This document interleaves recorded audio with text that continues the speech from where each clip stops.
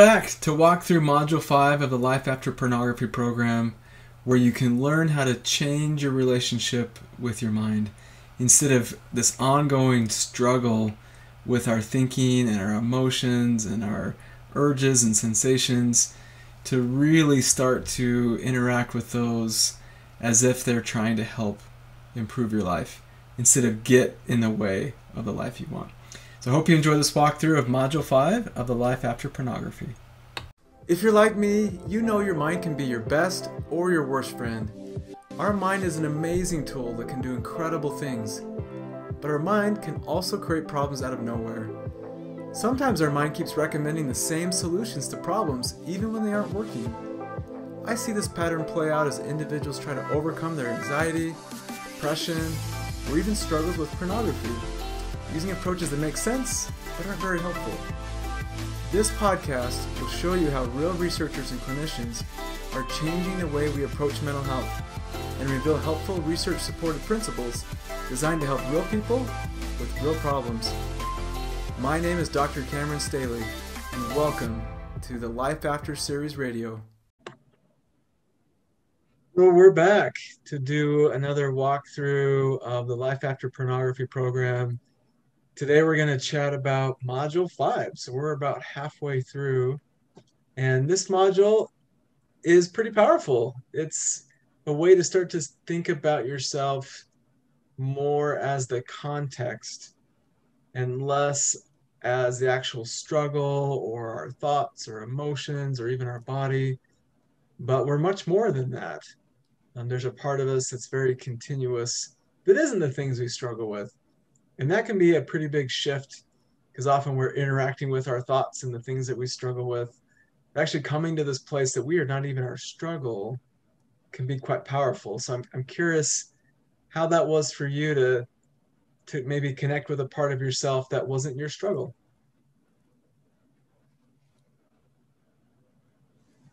Oh, wow. The language, it even now, after I've been done with the modules for a while and have gone through the program and reviewed it, language is still a super big part of everything, really. And I think it's almost turned me into this like hyper aware, I don't want to say Nazi, but I feel like I analyze a lot of language that people say now. And sorry, I was just thinking about this as you were talking, but to tie it back to your question, I guess it was interesting, like going through these specific modules, where module 4 goes really in depth, and then module 5 kind of gives you some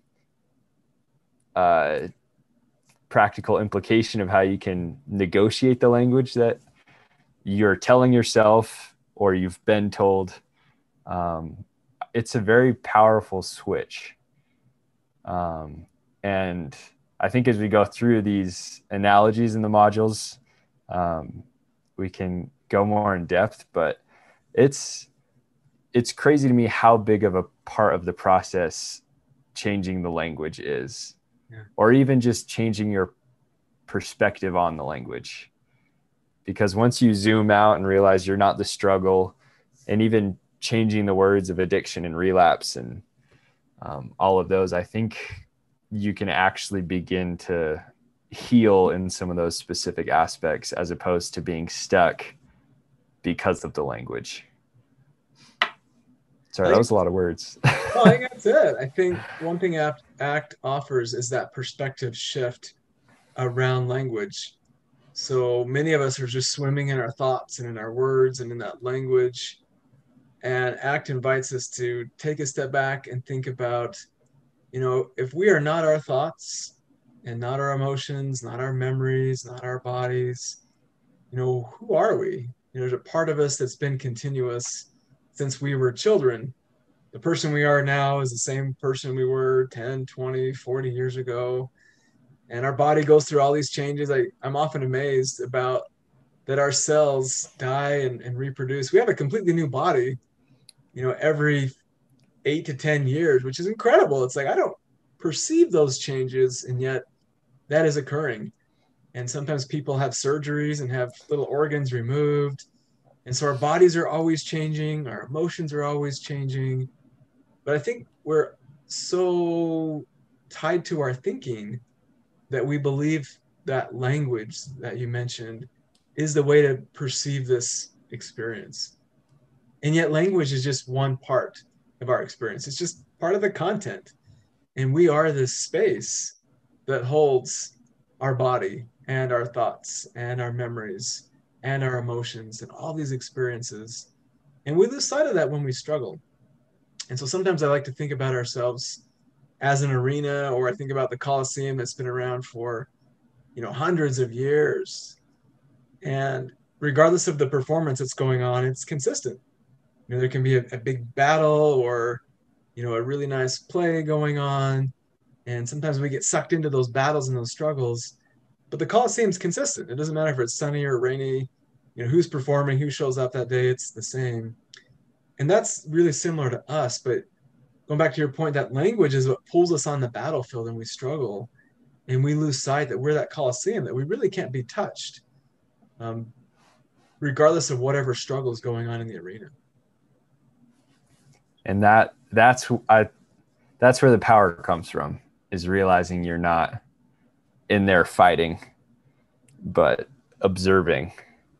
And it frees you up.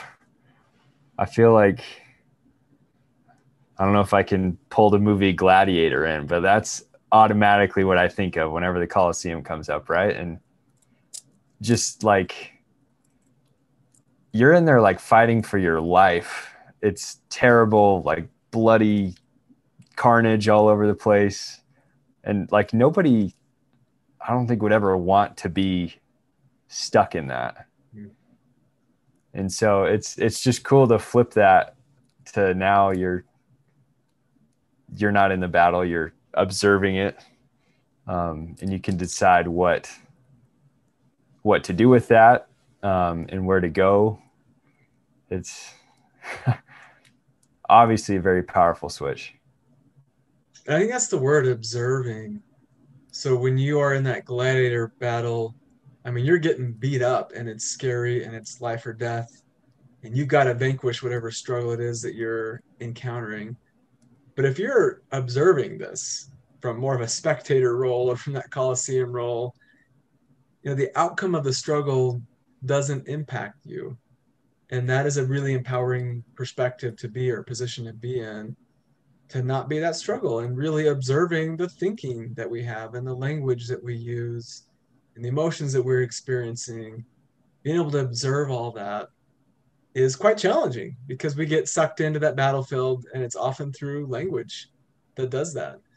So there's some fun metaphors in this module. One of those is the bus driver, where we kind of set the stage where you're driving the bus.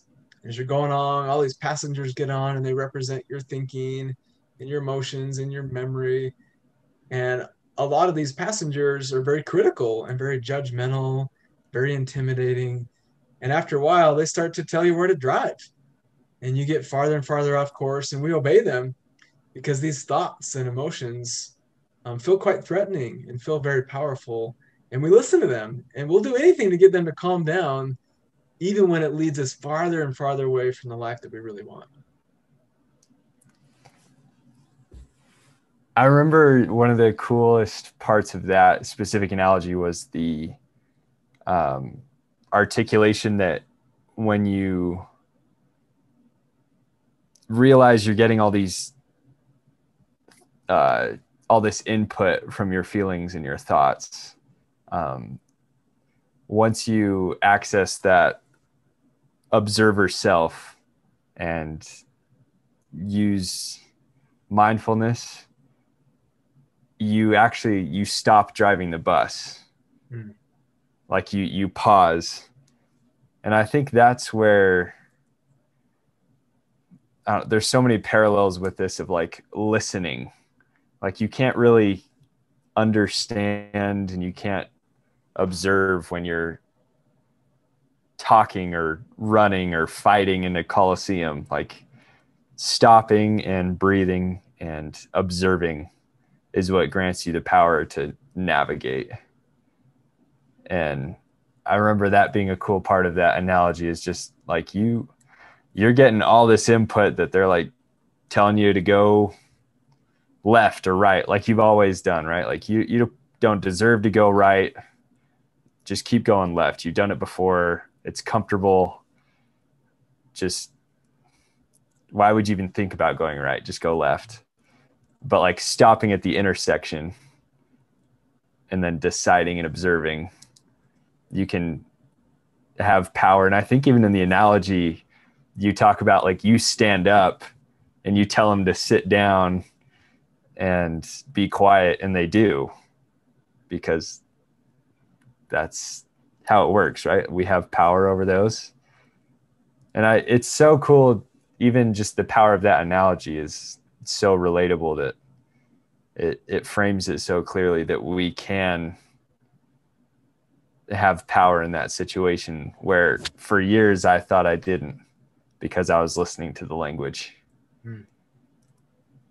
Yeah, I like that. I think what I experienced as you describe that is it feels like you're able to slow down and actually get a sense of who's on the bus, what are these thoughts, who are the passengers, where are you going, and you start to recognize that you have some choice in this. You have a lot more control than you think. And I'm curious, as you slow down and reflected and observed more about what was going on, what were some of the passengers that showed up for you? Like, what were some of the thinking patterns or specific thoughts about yourself or emotions that you feel like kept you off course that you were able to identify when you slowed down?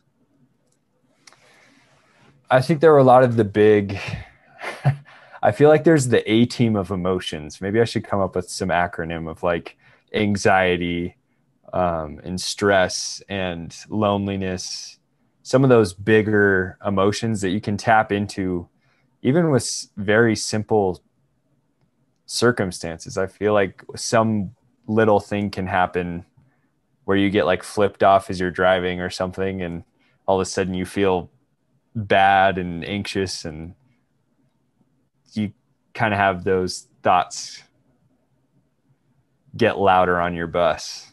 But I think the biggest one, there were some big ones with worthiness too, and some of the language there, from a religious standpoint. But I think the biggest one was I felt like I couldn't move forward or go right because I hadn't fixed the problem I thought was the problem, which was the urges. And I thought I had to get those figured out before I could turn right. And so all the emotions and all the thoughts and feelings were saying, oh, you haven't figured this out yet. You haven't gone a whole year without watching naked people having sex. You can't turn right.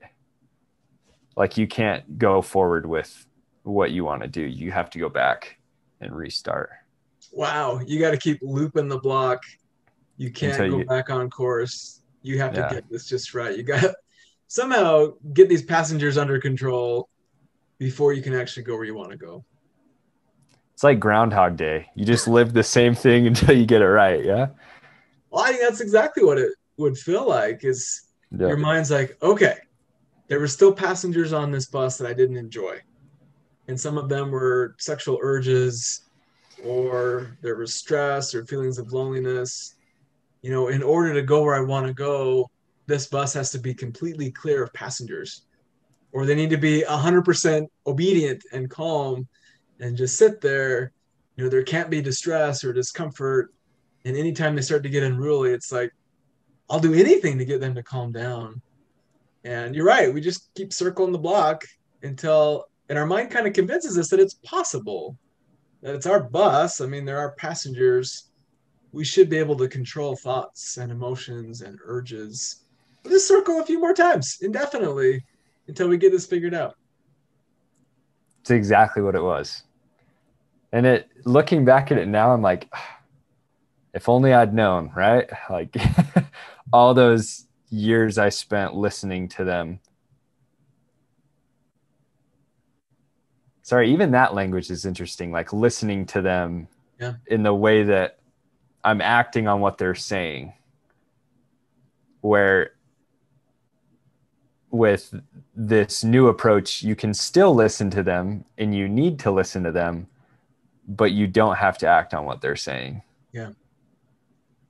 I think that's the distinction, is you're listening either way, but if we're not attending to our passengers or lose sight that we're driving, then they kind of direct us. And so I think about, as a bus driver, you want to listen to your passengers. Like if someone's like, hey, I noticed a flat tire back here, that's pretty helpful information. It's like, oh, I might need to pull over and fix that. But if someone's like, hey, I don't like the radio station, I need you to pull over to change that. It's like, man, I don't really need to do that. Like, I actually like the music we're currently listening to. I'm going to keep driving. And so our thoughts and emotions and memories, they're providing us really helpful information. But if we lose sight that it is just information, it's not who we are, then they start to drive the bus. But I think as soon as you recognize, like, oh, yeah, that is a thought, it's based in language, that is an emotion, that is a memory. Do I want to follow that direction or not? I actually get to choose as the bus driver. But I think we forget that because those thoughts are so constant, and those emotions, like you mentioned a big one. I think loneliness is a really big one, where that emotion can feel so overwhelming, where it's like, I'll do anything not to feel lonely, even if it's viewing sexual images for a few moments where I feel a bit of connection. I'll feel even more lonely after, and more passengers of guilt and shame will jump on board. But that emotion can be so intense. It's like, I'll do anything for a break, even if it makes it worse. And it's often because we lose sight that our thoughts and emotions aren't even us, that we are really driving this bus. But they're so convincing, where it's like, we're never going to go away unless you keep turning left and getting off course, that we're in control. And I think through mindfulness, we can recognize that, oh, yeah, we have thoughts and emotions. None of them are permanent. And we experience a lot of those different passengers. They get on, they get off. But I'm a constant fixture. I am always driving this bus.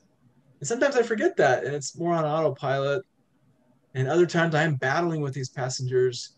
But it's liberating to recognize that, yeah, my passengers can be complaining and judging, and I can keep going where I want to go. I've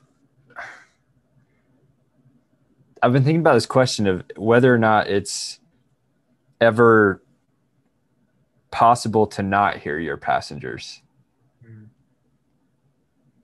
Because that, like, your emotions are there for a reason. We've talked about this. They're there to tell you that your tire's flat, or they're there to tell you that the road ahead looks dangerous.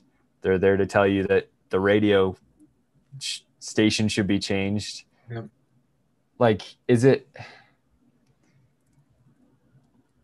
I'm trying to think of how to even articulate this concept of, like, I think we always hear our emotions. And sometimes it's a jumbled mess of anxiety from the back right, and then loneliness right behind the driver's seat whispering, but anxiety's back there yelling.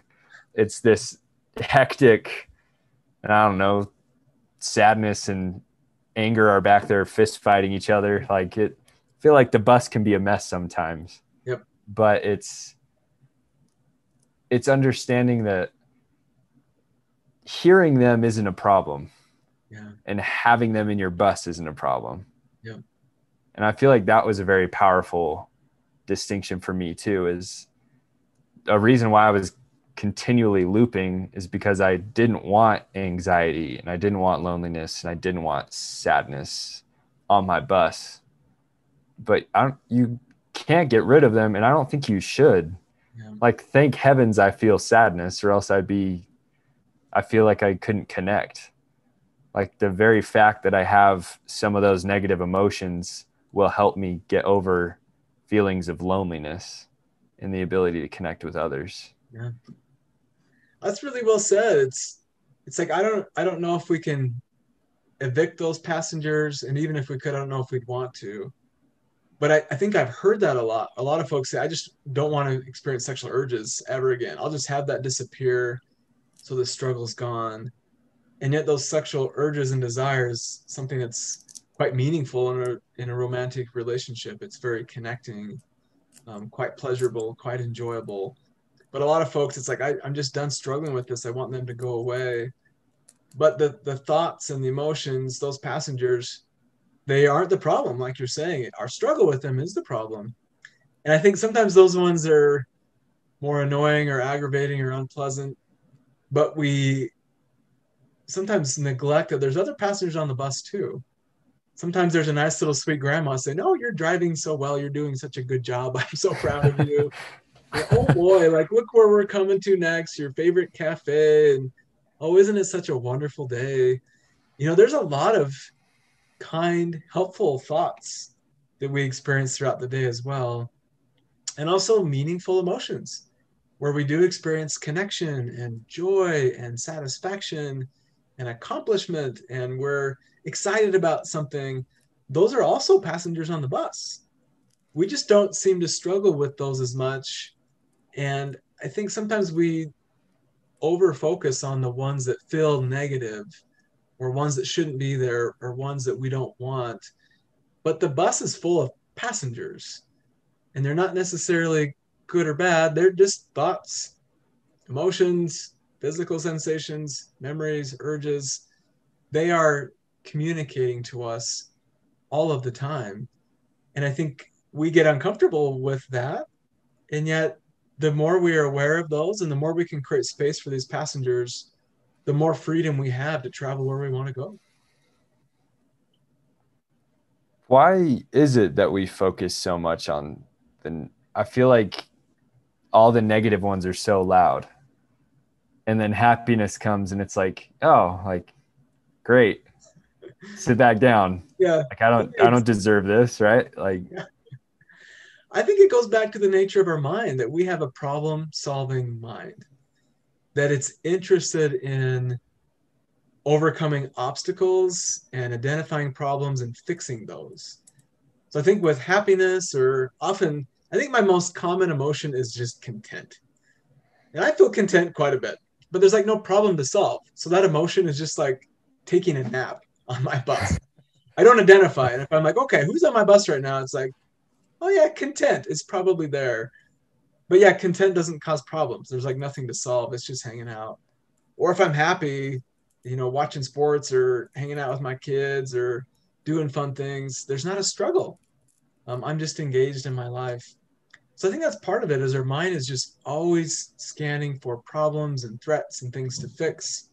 And that's kind of the nature of it. It's not really built to maximize enjoyment or to actualize ourselves and be who we've always wanted to be. It's really trying to solve those problems. And so I think we over focus on those, but there's probably a lot more balance to our thoughts and emotions than we realize. that's so interesting.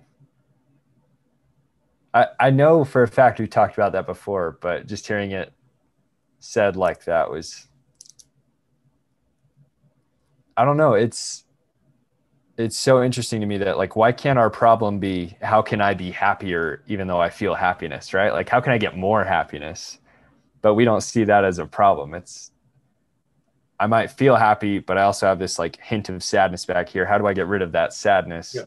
And then your shift is completely focused on sadness now, and happiness goes and takes a seat. Yeah. It's amazing. And I catch myself doing it. So I remember this was years ago. I bought a new truck and I loved my truck. And within a couple of weeks, my partner scratched it.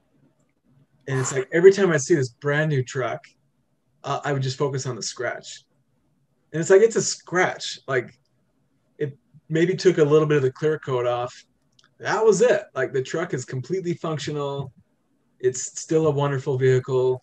I still drive it today, and I don't notice the scratch much anymore, but I was so focused on that. Or I'm moving into a new house, and it's like, oh, there's a little bit of a stain in the corner in the carpet over there. It's like, I can't believe that. Like, in this new house, it's like, but you're in a house. Like, this is pretty sweet. And we focus on these small little details, these little imperfections, and we neglect that we have a vehicle or we have a home. And I think we do the same thing with relationships, where it's like, oh, I can't believe my partner said that, or my friend didn't text me back, or I can't believe I said that. I made that mistake. And we go over and over and over on those things. And we don't think about like the wonderful things in these relationships and the person that we're with and all these positive moments. And we just get stuck in that little flaw, that little imperfection. And that's what our mind's there to do, is like, oh, let's try to eradicate those. Let's erase those. But since we are human and quite limited, our trucks get scratches and our carpet gets stains and we have conflict. That's a part of life, but our mind's kind of programmed to focus on those.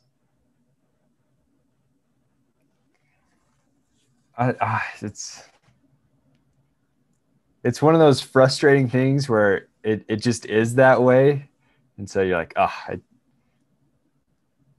my mind wants to solve the problem of itself being focused on problems, which I guess is ironic. But I mean, as you were talking, I thought back to yesterday. My fiance and I are planning engagement photos, and all I can think about is how are we going to get these perfect, right? Like there can't be any imperfection. I got to go get like a haircut. I probably need plastic surgery to even look as good as she did. Like it's so funny how we focus on that. And I know in the module, you go into depth on there's 24 hours in a day and list off how many minutes there are in a week and how many of those are we spending actually viewing naked people having sex versus how many of those minutes are dedicated to thinking about stopping watching naked people having sex versus everything else that we do. And it's the brand new truck with a little scratch. Yep. And our mind, I feel like it doesn't see quantity. It doesn't see like spatial recognition. It has no concept of like, this is a F-350 beautiful truck. It's literally massive. And the one little scratch is exactly the same as the truck. There's no above or below. It's exactly the same in level of reference.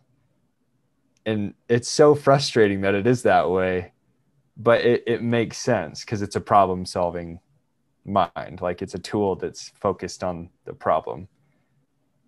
Well, that's profound. I never thought about it in that way. I think you're right. There's no like scale to it. It's like whenever there's a problem there, it's just as big as everything else that's wonderful. And language kind of does that. Like the one that I have thought about for a while now is like, let's say you won $1 million, but you lost a nickel. Like in your mind, it's like, oh my gosh, I can't believe I lost a nickel. It's like, wait, didn't you just say you won $1 million?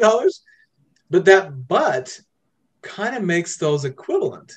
I won $1 million, but I lost a nickel. And it's like, but that nickel is like nothing. But because we can say them, that but disqualifies all those good things. And you're right on. It's like, I could be the best partner and friend and active in my community and working really hard in my job and contributing tremendously and, rescuing puppies. But I looked at sexual images for 20 minutes last week. And it's like, okay, yeah, none of that counts then. None of that's worth anything. You've got to overcome this problem before any of those good things you do even count. And I think you're right. There's like no scale to it. Our mind's like, well, there's a problem. And if the problem still exists, none of those other things count anymore. I know there's a saying like a reputation takes a lifetime to build and seconds to destroy. Ooh. And I think it's got to just be human nature that we focus on the problem. And specifically with people too, I feel like, and we could probably take this into a whole nother tangent on judgment and human interaction, but the people who may have done a lifetime of good, but made one mistake and ended up in prison and then have a hard time finding jobs, it's that one mistake that's the focus now. Yeah. And I'm not advocating either way. I'm not trying to make any kind of political statement, but it's a genuine problem that I think humanity has, where your mistake has no scale. Wow. Yeah, I think you're right. I think that can be quite profound. I think we do that to ourselves. I think society may do that as well. But I think you're right. That one misstep we make, it haunts us, and it's the thing that follows us and defines us. And often our perception of ourselves is so different than how people perceive us because of that problem-solving mindset. So in this module, I compare that problem-solving mind to this crew chief that you would have as a race car driver. And as you're zooming around the track, the crew chief, its job is to come on the radio and say, hey, I noticed your fuel gauge is a little low. Why don't you pull over? We'll get you fueled up. Or, and I noticed your tire's a little flat. Like, let's pump that up, get you back on the road. Or, I noticed your engine's on fire. Like, you need to pull over. Like, this is dangerous. And we need that mind to solve problems because we get sick, we get injured, our boundaries get crossed, we have emotional needs. We need that crew chief problem solving mind to point those problems out. But that same mind also points out things that doesn't really matter, where it's like, hey, I noticed there's a nick on the bumper, and I know you're about to win this race and you're going to celebrate with family and friends, but in a few weeks it's going to rain and it might rust. So why don't you pull over? I know you're going to miss out on that sweet party and you're going to lose the race, but there is a nick on your bumper. There is a flaw. Like, why don't you come over and get that fixed? And I think just like the bus driver, if we're not aware that we're driving, we're going to keep taking a pit stop and keep fixing these little nicks or these little mosquito splats on the windshield that, yeah, they are problems, they are flaws, but they're not the same scale as your engine is about to explode. Like in that case, you need to take a pit stop. But if it's like it's a nick or a mosquito, you can keep driving. You can keep living life. You can stumble over your words or have a disagreement or feel lonely or have a sexual urge and keep driving. We don't necessarily need to be like, oh my gosh, we got to go to therapy because I had a negative thought or I had a sexual urge. I must still be an addict. I've got to fix this. It's like, no, that's part of driving. And that's part of operating vehicles. We're going to hit some bugs and we're going to crunch some fenders every once in a while. And sometimes we do need maintenance. And we need that mind that's always kind of checking out, making sure we're doing okay. But it's up to us to determine if, yeah, I did have an urge to view sexual images a couple of months ago, but I haven't really viewed it in a long time. Yeah, maybe that mindset of I'm still an addict or I still need to solve this problem, maybe that's not too helpful. That's just taking these perpetual pit stops when my car's doing really well and I'm making pretty good time and there's places I want to go. I don't need to keep pulling over to solve problems that aren't necessarily these big scale problems that need to be solved. I love this part of the module. And I think it's so easy to find it in yourself. And I was just thinking too of the possible scenarios with this specific analogy of, I feel like there's levels to it in the way where your mind could be saying, you have a pimple. If you win, there's going to be pictures and you're going to remember that pimple for the rest of your life. You should pull over and just go inside and watch naked people having sex so you don't win and don't get embarrassed by that pimple. Like, it's literally that insane, but it for some reason it makes sense to your mind. It's like, no, that can't happen. Like, Yep. You can't go to school. You have a zit. Like Yep. It prevents that. But then there's the level of, okay, your fuel gauge is at half, which isn't bad and it's not full. So you kind of have this choice of, okay, I could probably take a pit stop and then be good, or I don't need to take a pit stop. You kind of have this choice. But then there's the crew chief saying, hey, your engine's definitely on fire. There's smoke coming up from the hood. You might want to pull over.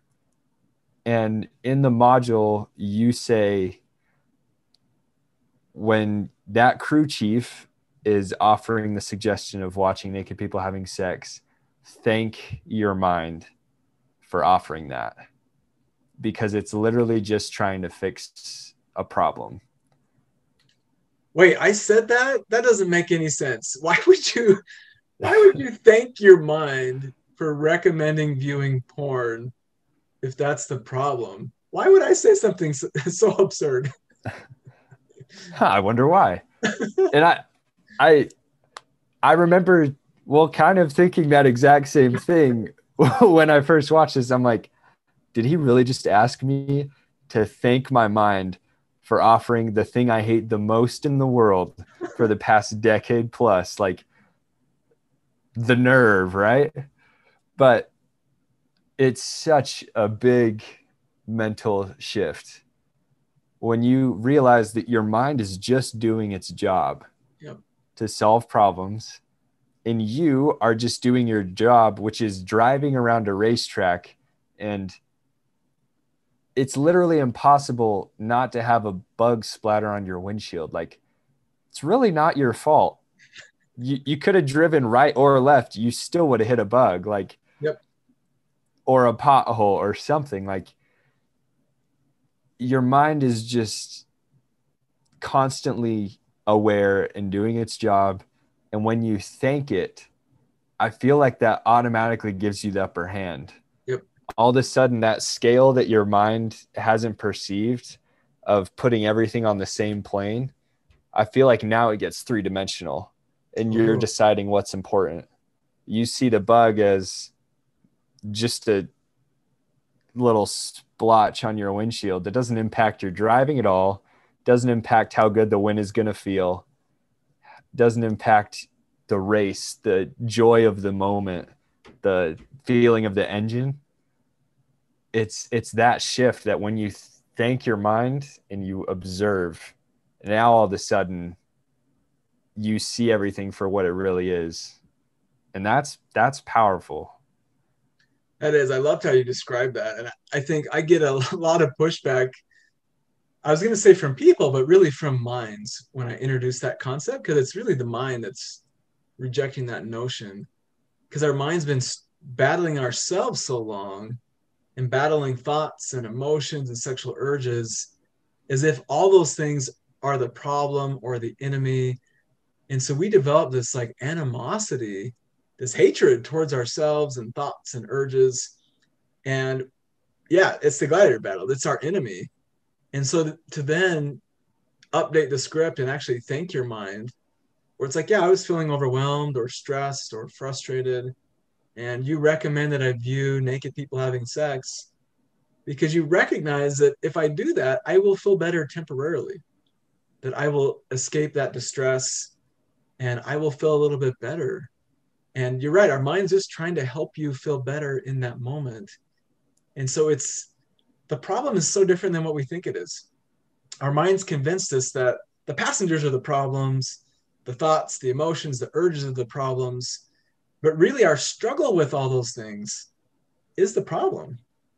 And so the more you're angry with yourself and these passengers, the bigger the problem becomes. And it's almost like the moment you're like, thanks, mind. You're like this best friend that's always there for me. Sometimes you give horrible advice, so I don't need to listen to it, but you're always there for me. Thank you. And it's like in that moment, that struggle vanishes. And that problem, like you said, that seemed so large, it gets scaled to size. It's like, I can keep going. I am feeling lonely, but I don't need to take a porn pit stop to check out of that emotion. I can feel lonely. That's a very human experience. Actually, listening to that feeling is going to be motivating for me to open up to others and cultivate connection. I need that emotion. These are good. And thanking your mind kind of retires that struggle with yourself and your passengers. And yeah, every time your mind's like, hey, you should probably view porn because there's some problems in your life and you're feeling stuff that's uncomfortable, you don't need to battle with that. And don't say, oh, I'm still an addict because I still have that urge. It's like, thanks, mind. You recognize I was struggling in that moment. I'm not going to view sexual images because it's actually inconsistent with where I want to go. But I appreciate that you recognize that I was feeling overwhelmed. Thank you. And I think just like with anybody, when we're thanked, we're like, hey, I just wanted some appreciation, some acknowledgement.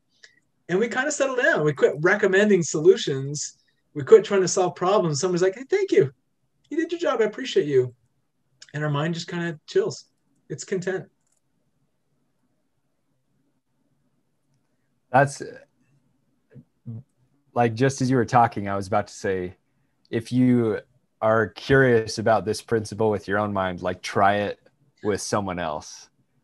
Because honestly, I'm willing to put very high odds in the favor that if you are in an argument or a discussion with someone, and all of a sudden, once those emotions get up there and you take a second to thank them or to kind of flip the script to a positive side, the entire demeanor of that interaction changes.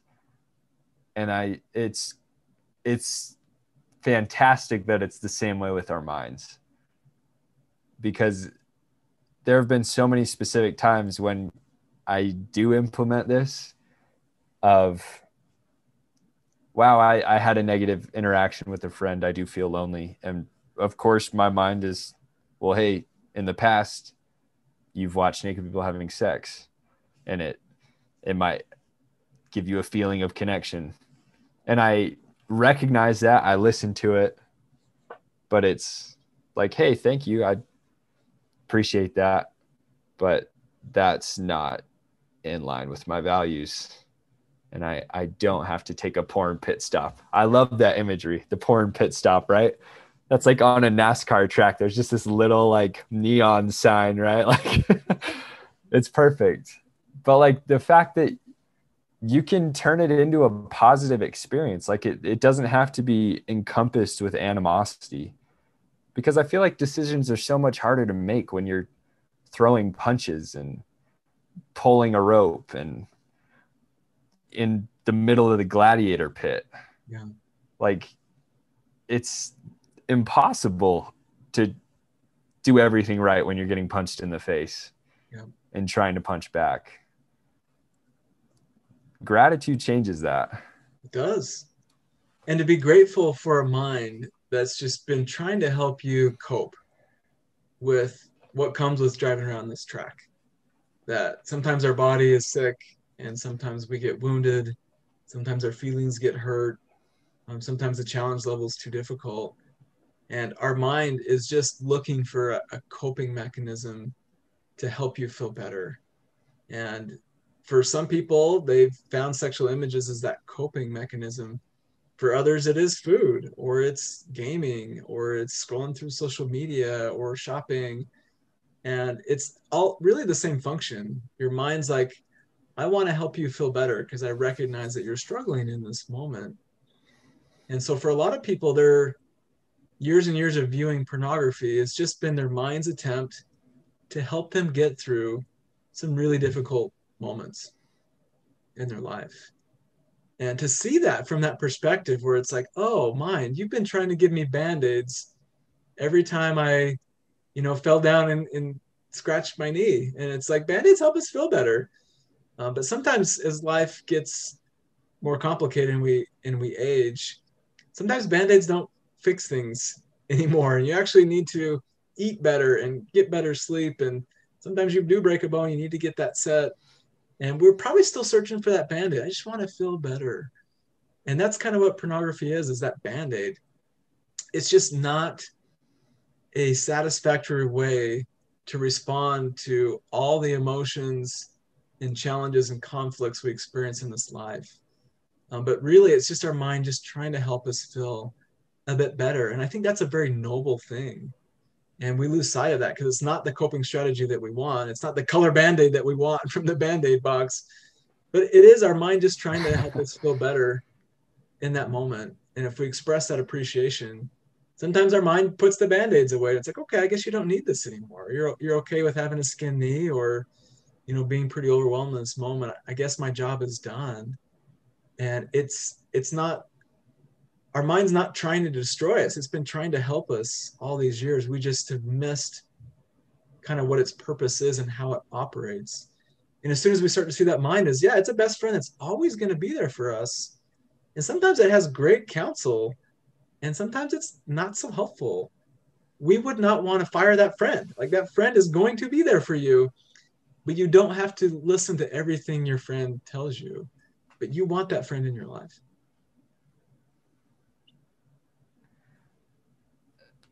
I don't normally address anything I say specifically to the audience, but I think for anyone who's listening, who's been in that very specific spot, that only comes when your bus is in complete anarchy and everything's in chaos. And it seems like the only thing your mind can do at the moment is just like scream.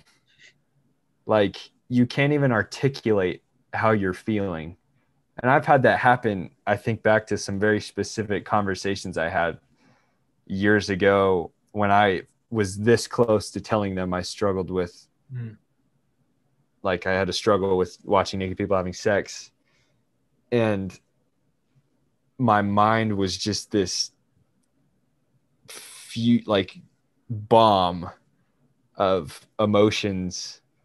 And the fact that I can't even articulate it right now is probably evidence of exactly what I'm trying to say. Is there's this overwhelming feeling. And I feel like when you're in that, you hate your mind more than anything. And you don't understand why your mind is thinking the way it is. And you want to change it. And you just want to like grab it by its brain and just like twist it and turn it and replug things in so it'll work differently. Yeah. And it's this controlling, you just want to like seize it and yell. And I thought like that forever.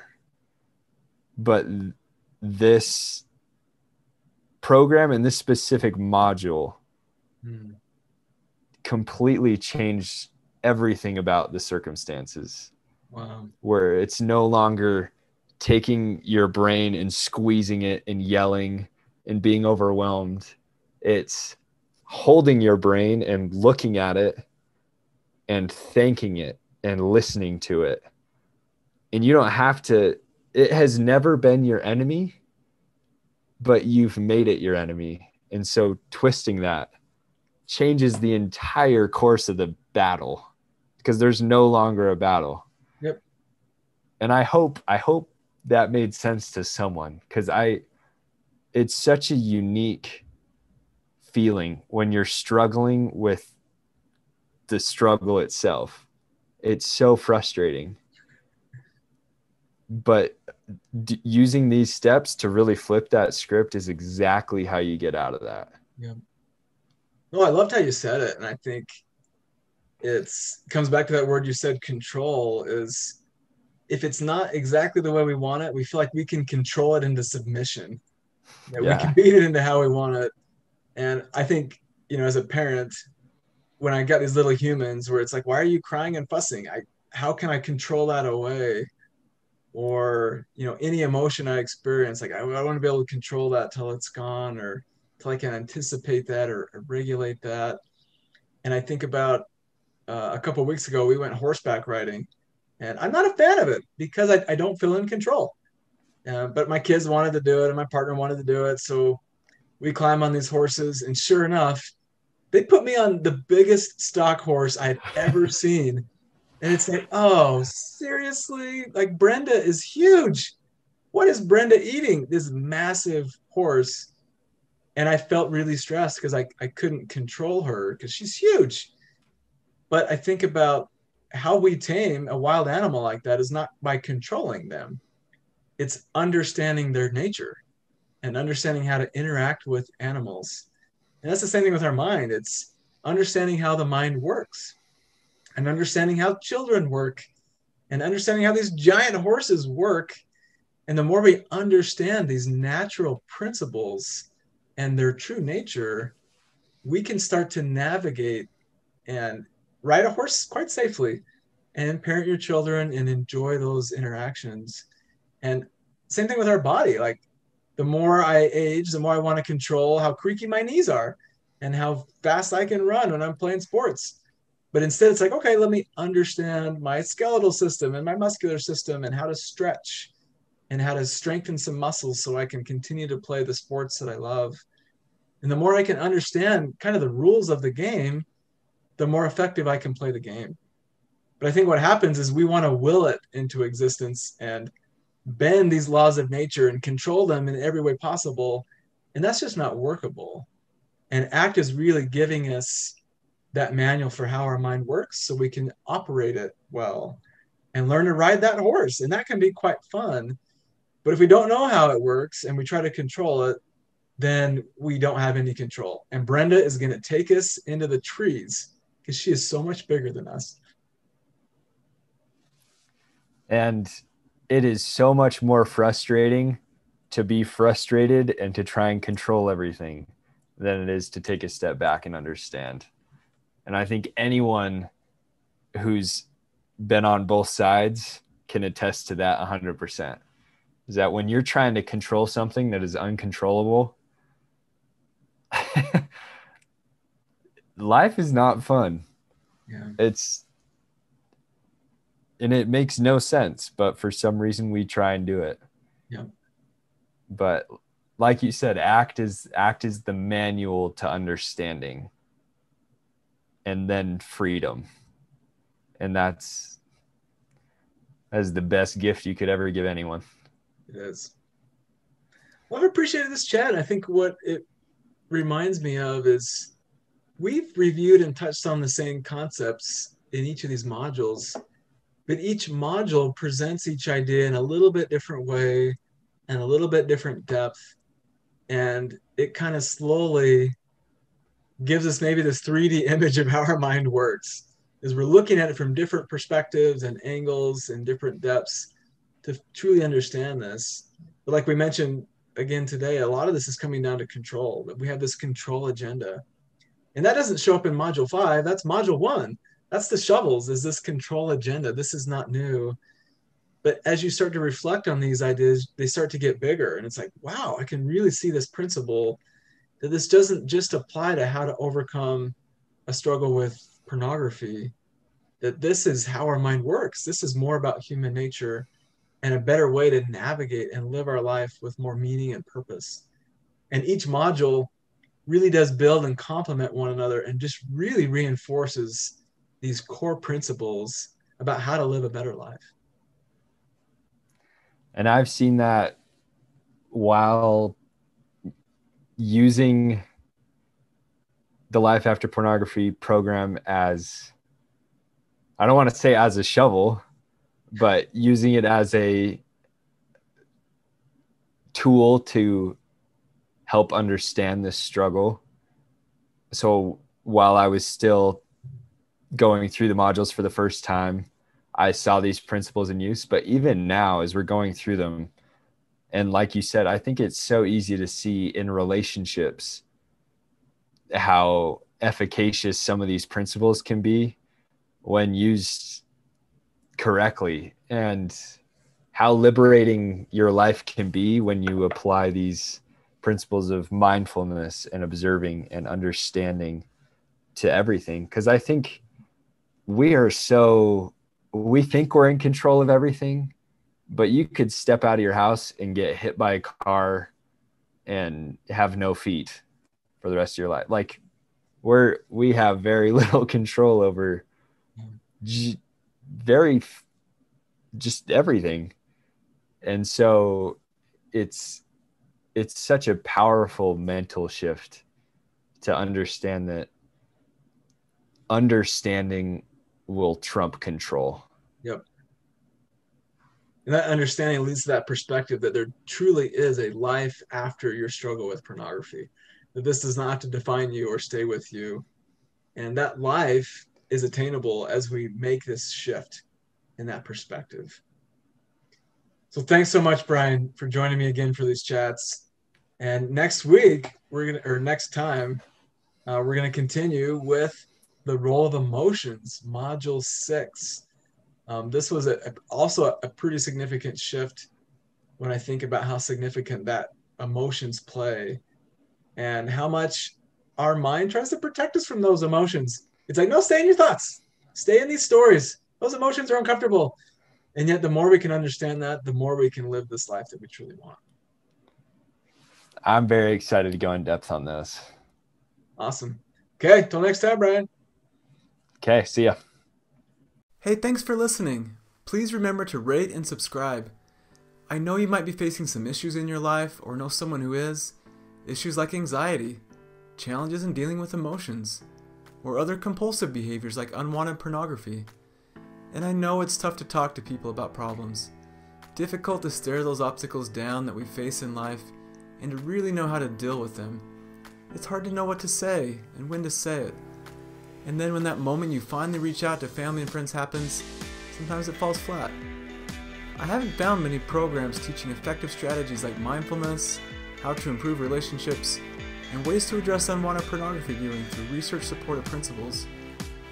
So whether you simply want to help with a problem like unwanted pornography, difficulty responding to emotions, or just want to understand the world of someone struggling with porn a little better, head over to LifeAfterPornography.com and get in on the next training. There you'll learn the exact same strategies individuals addicted to pornography used to transform their lives by implementing principles from evidence-based treatment shown effective in research for reducing unwanted pornography viewing. You'll learn the secrets, the myths, the enemies to recovery, and the LAP framework for dealing with unwanted porn viewing that we call WAVE. If that's something that interests you, click the link in the description or just head over to lifeafterpornography.com. I'm Dr. Cameron Staley. See you on the inside.